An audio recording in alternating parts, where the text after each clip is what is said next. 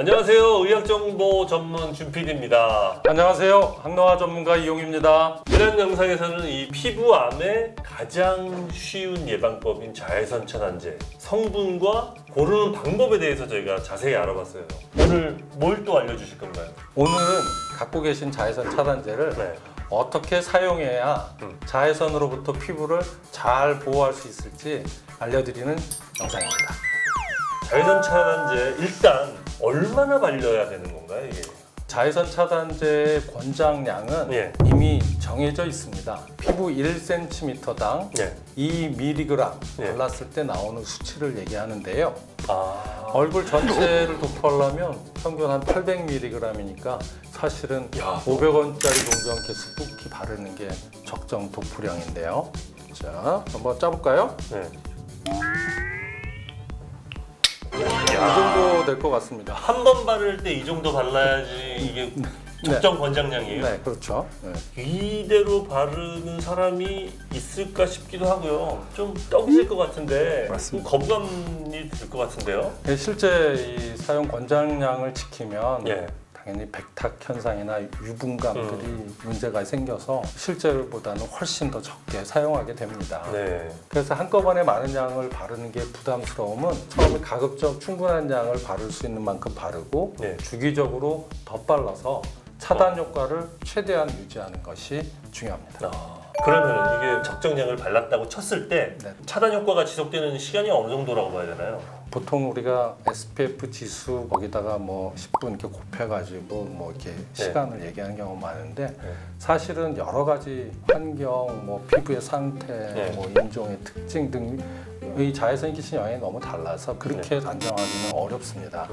그래서 평균적으로 보통 2~3시간 정도 지나면 지워지거나 소멸된다 이런 경우가 대부분이라고 생각하시면 지속적으로 덧바르는 것이 가장 중요합니다. 쉽게 지킬 수가 없을 것 같긴 한데 그래도 덧발라야 자외선 차단 효과가 분명히 있습니다. 이걸 두껍게 바르면 피부에 좀 무리가 갈 것 같은 생각이 들거든요. 뭐 그렇게 생각할 수 있죠.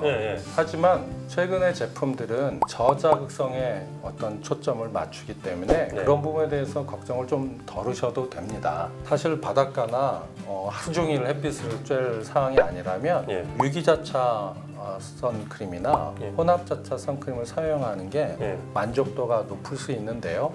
촉촉하고 가벼운 제형의 특징이기 때문에 더 얇게 잘 발리기 때문입니다. 발랐을 때 이렇게 발림성이 좋게 되는 걸 중요하게 말씀하시는 분들 많거든요. 물론 이 발림성은 미용상으로만 중요한 건 아니고 사실은 자외선 차단력에도 큰 영향을 끼치는데 왜냐하면 이게 전체적으로 잘 골고루 바르지기 때문에 그래요. 발림성이 좋지 않으면 아까 얘기한 대로 권장량만큼 바르기도 어렵고요. 레이어 하듯이 층으로 덧바를 때도 불리하고요. 그래서 골고루 펼바르지 않은 경우가 많아 아까 말씀드린 대로 자외선 차단 효과가 현저하게 떨어질 수 있습니다. 자외선 차단제를 잘 바르는 좀 팁이 있을까요? 구석구석 빠뜨리지 않고 바르는 게 중요하죠. 우리가 균일하게 바르지 않아서 자외선이 노출되는 피부의 안면 부위를 보면 20%나 된다고 그래요. 그래서 얼굴이 얼룩해지는 분들 가끔 있잖아요. 그렇죠. 무기자차, 유기자차, 혼합자차 이렇게 세 가지가 있는데 이게 다 바르자마자 차단이 되기 시작하는 건가요? 꼭 그런 건 아니고요. 무기자차 자외선 차단제의 경우에는 이 물리적 장벽이니까 나가기 직전에 이렇게 바르면 효과가 있습니다. 하지만 유기자차나 혼합자차의 자외선 차단제의 경우에는 피부에 흡수돼서 실제로 자외선을 흡수해서 차단 효과가 내기까지 준비 시간이 필요해요. 그래서 바깥으로 나가기 30분 전에 미리 발라주는 게 피부를 자외선으로부터 보호할 수 있는 충분한 방법입니다. 그리고 이 선크림 바르면 여드름이 난다는 분들이 꽤 있거든요. 그럼 왜 그런 건가요? 트러블, 여드름 이런 게 생기는 원인 중에 대표적인 건 오래된 선크림을 바르는 거예요. 차단제의 성분이 약간 불안정하기 때문에 조금 이렇게 산화도 쉽고요. 사실 보존기간 2년이라고 하지만 12개월로 줄고 가급적이면 6개월 안에 다 쓰는 게 좋습니다. 그래서 계절이 바뀐 거는 과감하게 버리셔야 돼요. 근데 이제 그 자외선 차단제 사용하면서 좀 주의사항 같은 게 있을 수 있나요? 자외선 차단제는 기본적으로 그 성분들이 남아있거나 약간 피부의 자극성이 갖고 있습니다. 불가피하게. 그래서 제대로 지우지 못하면 트러블 위험이 생기는 거죠. 특히 무기자차의 경우에는 예.